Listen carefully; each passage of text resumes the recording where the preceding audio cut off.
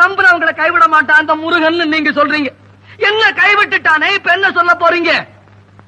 முருகா, முருகா, ஆண்டவனுடைய சோதனை எவனுக்கு கிடைக்கின்றதோ அவன் அருகிலே இறைவன் நெருங்குகிறான். 60 ஆண்டுகளாக நான் இறைவனை உபாசிக்கின்றேன்.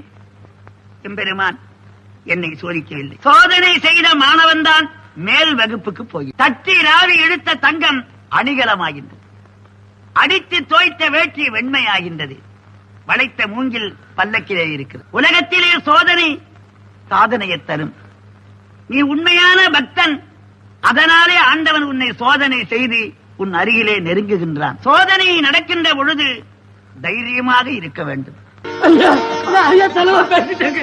என் முருகன் எல்லாம் தப்பா நினைச்சிட்டாங்க. அப்பா